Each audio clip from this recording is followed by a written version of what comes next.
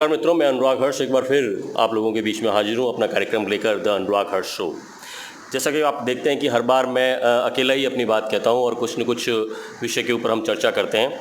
लेकिन आज जब कोविड बहुत तेज़ी से फैलता जा रहा है, ऐसे में हमारे बीच में डॉक्टर राहुल हर्ष है। उनसे हम जानना चाहेंगे कि किस तरह के हालात हैं। और जो एक बात मैंने अपने पिछले वीडियो में कहा था कि जो रामगंज वाले जो हालात बीकानेर में कहीं पैदा नहीं हो रहे हो, कहीं कम्युनल जो है स्प्रेड जो है वो तो कहीं कहीं नहीं स्प्रेड नहीं हो रहा हो कहीं पे, तो इसके ऊपर हम एक बार डॉक्टर राहुल हर्ष साहब से चर्चा करना चाहेंगे। जैसा कि आपको पता है, डॉक्टर राहुल हर्ष बीकानेर के ख्यातनाम चिकित्सक हैं। बीकानेर का हर बच्चा उनको जानता पहचानता है, उनसे संपर्क में उनसे जुड़े हुए हैं। और सबसे बड़ी बात है कि उनकी सहृदयता जो है यहाँ के लोगों को बहुत भाती है।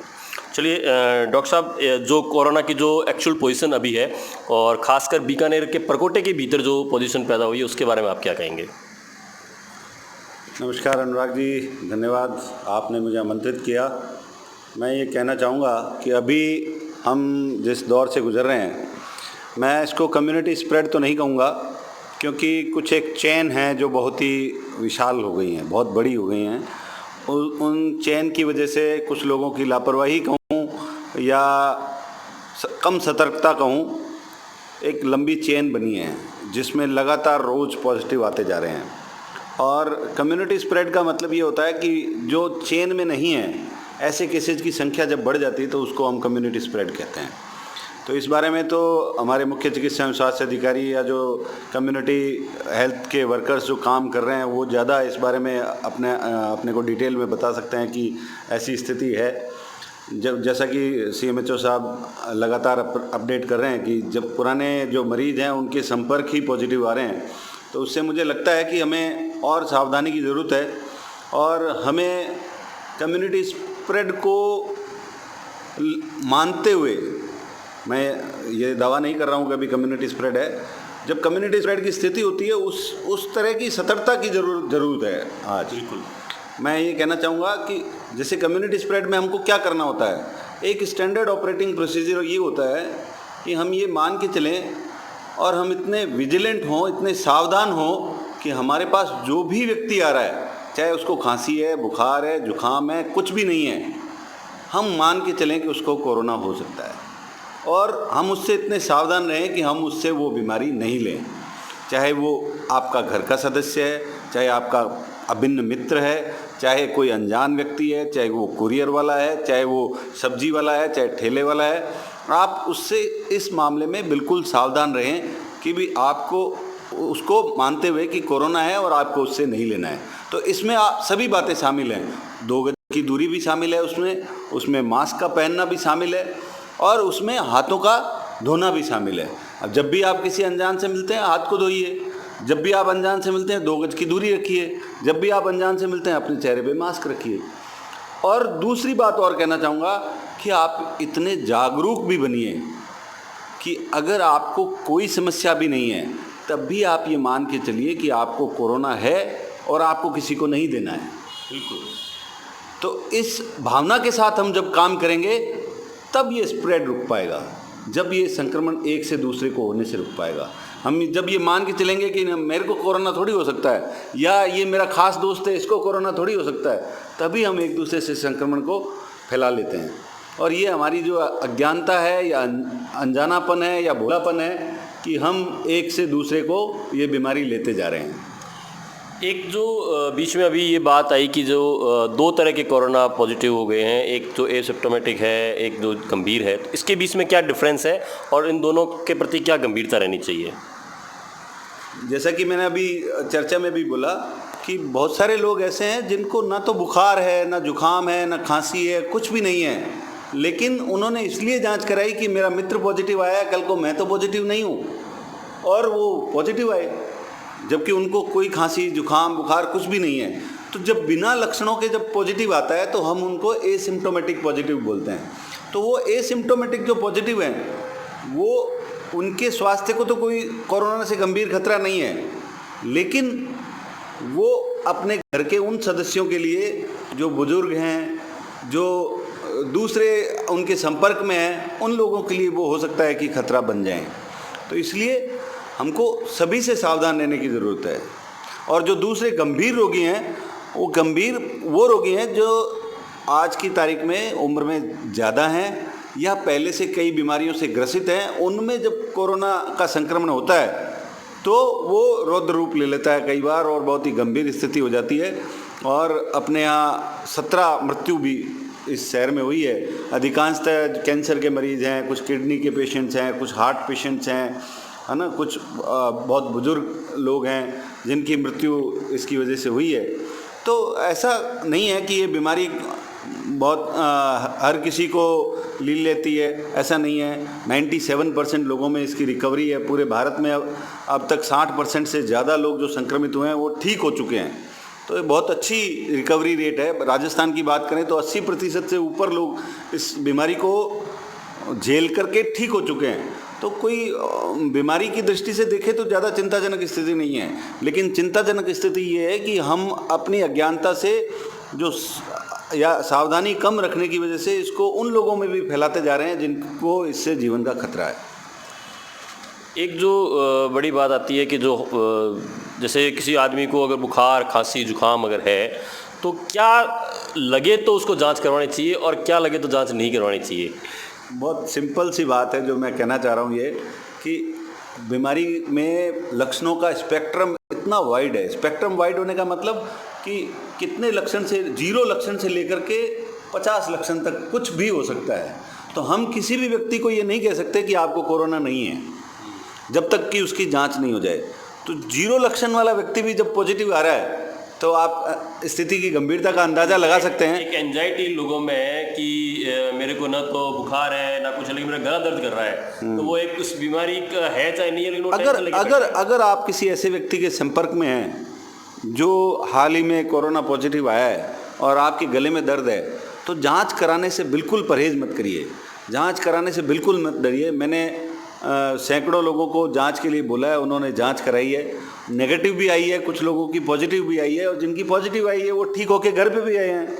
तो किसी भी प्रकार की चिंता ना करें। इसमें जांच कराने में हिचकिचाहट लोगों में मैं देखता हूं, तो मैं थोड़ा सा उनको समझाता हूं कि ये ऐसा विषय नहीं है कि आप अगर कोरोना आप में आ गया तो आपको कोई सज़ा मिलने वाली है, आप पे कोई दंड का निर्धारण होने वाला है, ऐसा कुछ भी नहीं है।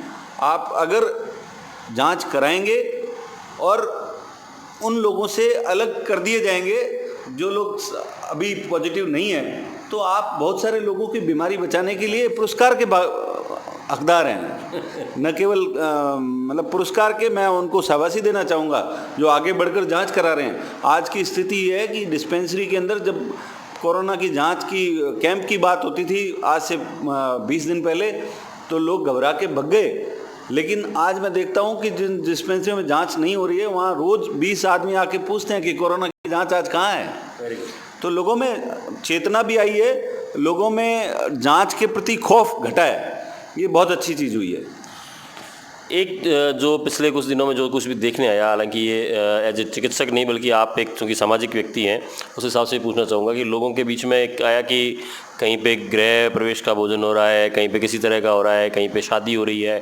चलो शादियाँ होनी भी चाहिए, मना नहीं है, लेकिन जो ज़रूरत से ज़्यादा लोग वहाँ जो इकट्ठे हो रहे हैं, और यहाँ तक भी आया कि एक जनाब ने तो गोठ भी की, और इस तरह के जो कार्यक्रम हो रहे हैं जो बिना ज़रूरत के जो कार्यक्रम है, उसके विषय में आप क्या संदेश देना चाहेंगे?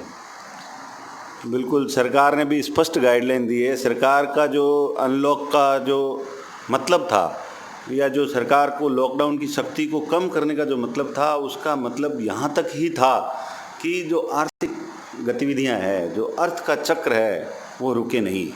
लोगों के पास जब मजदूरी का साधन नहीं है, सरकार ने सब बंद करके रख दिया, तो बहुत विकट परिस्थितियाँ हुई।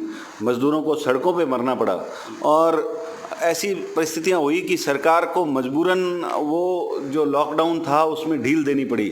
लेकिन इस ढील का अर्थ कतई ये नहीं था कि हम मौज मस्ती करें, हम गोठ करें, हम बहुत बड़े भोज का आयोजन करें। तो इन आयोजनों पर सरकार ने भी सख्ती लगाई है, सरकार ने भी प्रतिबंध लगाए हैं, उसमें लोगों की, सम्मिलित होने वाले लोगों की संख्या भी निश्चित की है। लेकिन हम उन बंधनों को जब एक बार टूटने लगते हैं तो उस टूटने की सीमाओं को हम लांघते चले जाते हैं। तो मैं लोगों से ये अपील करना चाहूँगा, और सरकार तो अपील कर ही रही है, मैं व्यक्तिगत रूप से भी उनसे अनुरोध और निवेदन करना चाहूँगा कि वे जो सरकार की गाइडलाइन है उस गाइडलाइन का पूरा पालन करें। मैं तो कहता हूँ उसके बढ़कर करें। सरकार ने अगर 50 का कहा है तो आप 10 से ही काम चलाएं और बहुत सीमित लोगों के साथ अपना जो ज़रूरी कर्म है उसको करें। घर का मुहूर्त करना है वो भी करें, शादी करनी है वो भी करें, लेकिन उसमें हाँ खुशियाँ बांटें, उसमें बीमारी नहीं बांटें। बिल्कुल। तो डॉक्टर साहब कह रहे हैं कि हमें खुशियाँ बांटनी है, बीमारी नहीं बांटनी है, हमें अच्छी बातों के लिए आगे आना चाहिए। मैं एक अपील और फिर एक बार आपसे करना चाहूँगा कि रविवार को सुबह 10 बजे से 11 बजे तक हम लोग सैनिटाइज वर्किंग करें। सुबह 10 बजे से 11 बजे तक मैंने बहुत सारे लोगों से अपील की, आपसे भी कर रहा हूँ कि अपने आसपास का जितना भी आपका एरिया है, आपका घर है, आपका ऑफिस है, आपकी वर्किंग करने की टेबल है, आपकी कुर्सी जहाँ पे आप बैठते हैं, आपके घर के जो हैंडल्स हैं, उन सबको आप सैनिटाइज़ करें। एक संदेश दें लोगों को कि हमने अपने आसपास के क्षेत्र को सैनिटाइज़ कर लिया है। अगर हम सभी लोग मिलकर अगर ऐसा करेंगे, सोल्यूशन के बारे में इसके बारे में एक बार मैं और डॉक्टर साहब से बात करूंगा कि अगर हम घर पे अगर सैनिटाइज़ करें तो किस तरह से कर सकते हैं। ये आपको करना है रविवार को सुबह 10 से 11। एक बार डॉक्टर साहब आपको बताएंगे कि कैसे किया जाना चाहिए। मैं जैसे अनुराग जी ने अपील की, बहुत अच्छी अपील है कि हम कम से कम इस माध्यम से जो हमारा रूटीन है उसको, उसमें सुधार जो आया है, बहुत कुछ सुधार आया है। हमने घर में घुसते ही हाथ धोना शुरू किया है, हमने लोगों से डिस्टेंस रखना शुरू किया है, हमने जो सामान्य बीमारियां हैं उनके फैलने के तरीके और कोरोना के फैलने के तरीके में कोई फ़र्क नहीं है। आप देखते होंगे दीपावली आती है या होली आती है, उसके आसपास खांसी करने वाले लोगों की संख्या इतनी बढ़ जाती है कि हमारा आउटडोर संभाले नहीं संभलता है। वो क्यों होता है? इसीलिए होता है क्योंकि हम एक से दूसरे को बीमारी देने में इतने लापरवाह हैं, हमें अंदाज़ा ही नहीं है कि हम किस बहाने किसको क्या बीमारी दे रहे हैं। चाहे वो टीबी हो, चाहे वो खांसी जुकाम हो, उनके फैलने का तरीका सिर्फ यही है कि आप एक व्यक्ति से दूसरे व्यक्ति को खांसने के द्वारा या हाथ मिलाने के द्वारा हम एक दूसरे को बीमारी दे रहे हैं। तो ये सैनिटाइजेशन का तरीका है जो मैं आपको बताने जा रहा हूँ। इसमें एक सोडियम हाइपोक्लोराइड करके केमिकल आता है जो अभी लगभग सभी केमिस्ट की दुकानों पे भी उपलब्ध है। अगर आप नज़दीक के किसी अस्पताल से लेंगे तो भी हो सकता है वो आपको देने में सक्षम हो, नहीं तो बाज़ार में ये उपलब्ध है सोडियम हाइपोक्लोराइड नाम से। ये 2 स्ट्रेंथ में आता है, 5% और 10%। तो हमको उसका स्प्रे करना है। स्प्रे कैसे करेंगे? 5% से क्या मतलब है और 10% से क्या मतलब है? 5% और 10% का मैं मतलब बताने से पहले ये बताना चाहूँगा कि उसका हमको स्प्रे करना है ऐसी जगहों पे जहाँ पे लोगों के हाथ लगते हैं। 5% सोडियम हाइपोक्लोराइड का मतलब ये है कि उसमें सोडियम हाइपोक्लोराइड 5% है और 95% पानी है, लेकिन जो हमको स्प्रे करना है वो 1% का करना है।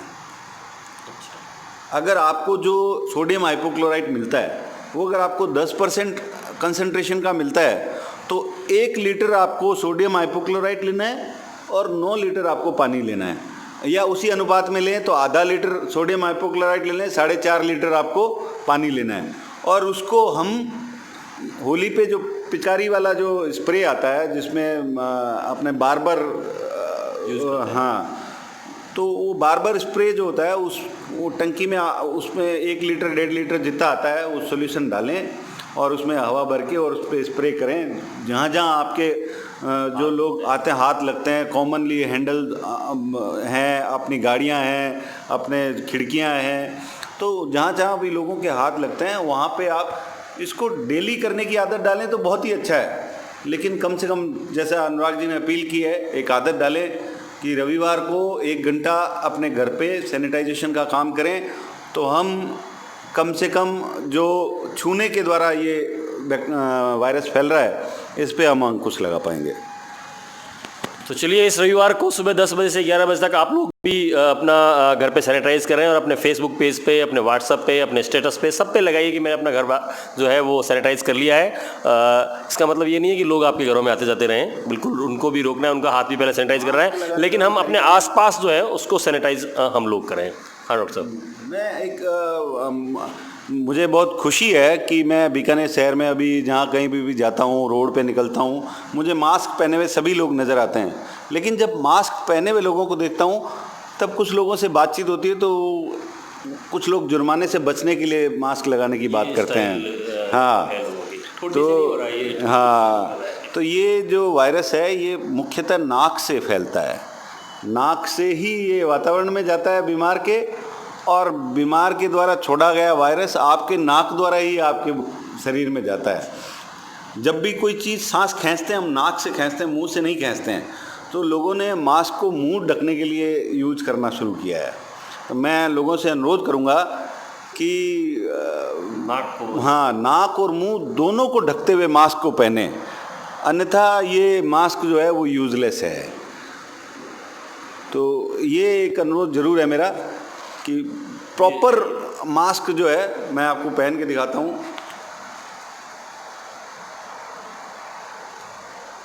पूरा नाक मुंह पूरा ढकते हुए इसको काम में लें, ताकि आपकी जो सांस आप लेंगे वातावरण से, वो इस मास्क में से छन के आपके सांस में जाएगी। तो वायरस जो भी अगर वातावरण में है तो वो आपके मास्क से रुकेंगे। और आप अगर खांसेंगे और आपको अगर संक्रमण है तो वो या छींकेंगे नाक के द्वारा या सांस में से वायरस बाहर आएंगे तो मास्क के कारण रुक जाएंगे। अगर आपका नाक ही खुला है तो ये इससे रुकेगा नहीं। चलिए, बहुत बहुत धन्यवाद डॉक्टर साहब, आपने हमें समय दिया। अगली कड़ी में मैं फिर किसी एक हस्ती के साथ, एक शख्स के साथ यहाँ पर बैठकर आपके साथ चर्चा करूँगा। द अनुराग हर्ष शो का ये जो चैनल है इसको आप सब्सक्राइब, हाँ, अगर आप कोई भी इसके बारे में अगर कोई प्रश्न रखते हैं तो आप इस कमेंट बॉक्स में नीचे डाल दें। डॉक्टर साहब से उसके जवाब लेकर मैं वापस आपको जवाब देने की कोशिश करूँगा। हम एक शो और कर सकते हैं डॉक्टर साहब के साथ में वापस, जिसके ऊपर हम उनसे जान लेंगे कि आपके सवाल का जवाब क्या है। तो धन्यवाद, बहुत बहुत धन्यवाद। आप लोग जुड़ें, इस चैनल को सब्सक्राइब करें और पास में घंटी का बटन है उसे भी दबा दें। धन्यवाद, जय हिंद।